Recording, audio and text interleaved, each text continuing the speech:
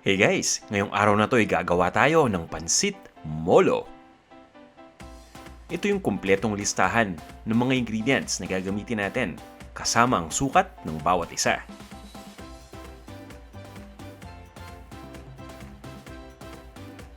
Kung handa na kayo, umpisahan na natin. Kukuha lang tayo ng isang malaking bowl at ilalagay na natin dito yung ground pork o yung giniling na baboy.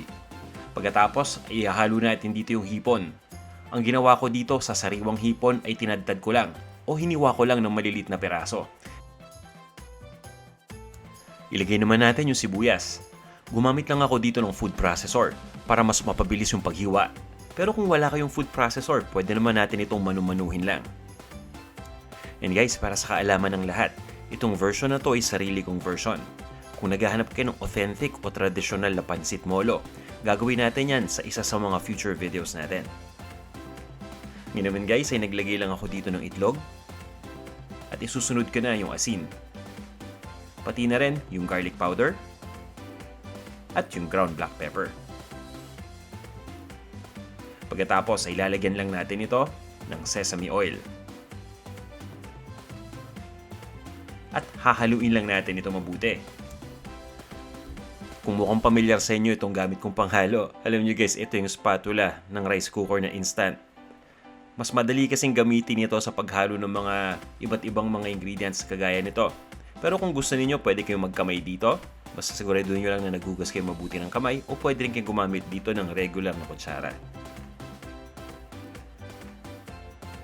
Kapag nahalo na natin mabuti lahat ng mga ingredients na nandito sa mixing bowl, handa na tayo para ibalot ito. Kukuha lang tayo ng tinatawag natin na wonton wrapper. Pagkatapos ay sasandok lang tayo ng mga 1 to 1.5 teaspoons ng mixture.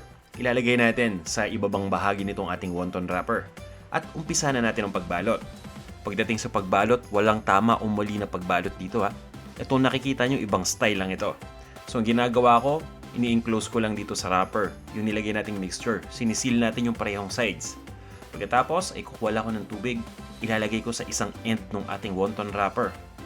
Pagkatapos ay titiklupin na natin itong papaloob. Ayan.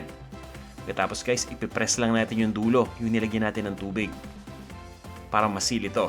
Yung tubig nakakatulong para magpadikit dito. Alright? Gawin pa natin isang beses pa. And again guys, feel free kung anong klase ng pagbalot ang gusto ninyong gawin dito. Kukuha tayo uli ng mixture at ilalagay natin dito sa ating wonton wrapper. Titiklupin natin yung ating wonton wrapper papataas. Siguraduhin natin na nasil natin uli yung dalawang sides. So ang ginagawa ko, pinipress ko lang to ng daliri ko. Pagkatapos, kukuha tayo uli ng tubig. Ilalagay natin dun sa isang end ng wonton wrapper, dito, sa kanan na end.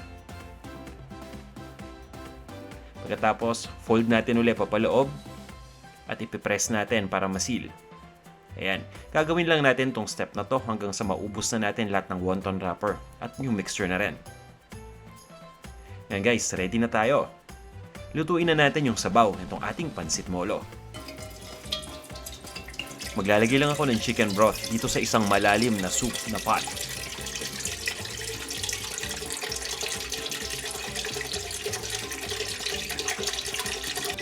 Pagkatapos ay maglalagay lang tayo dito ng tubig.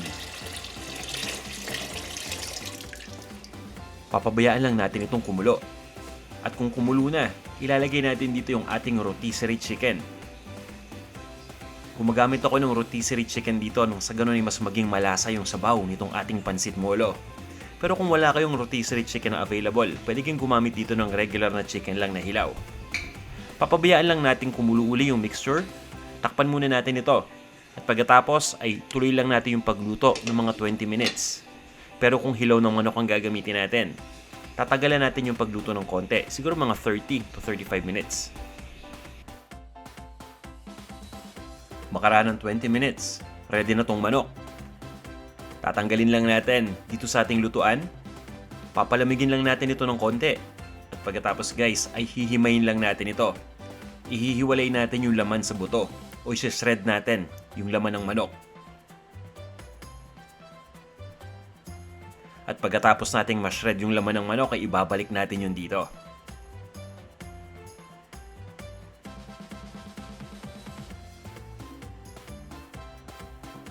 Guys, sa puntong ito, ready na yung laman ng manok na shred na natin mabuti. Pwede na natin ibalik dito sa ating lutuan at kumukulo pa yung sabaw nito.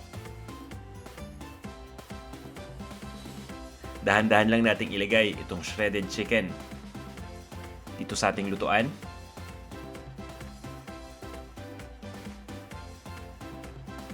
At pagkatapos, haluin lang natin ito. Ngayon naman, isa-isa na nating ilalagay dito yung ating wonton o yung molo wrappers na mayroong laman ng mixture sa loob.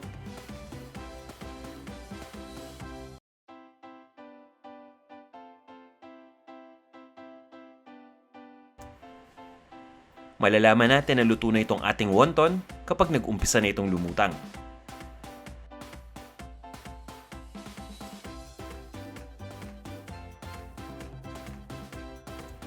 Guys, sa puntong ito, luto na yung ating wonton. Mapapansin ninyo, nakalutang na lahat ng mga to.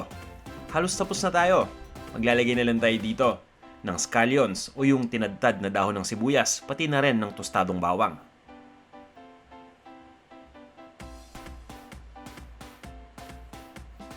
At ito na yung tostadong bawang natin.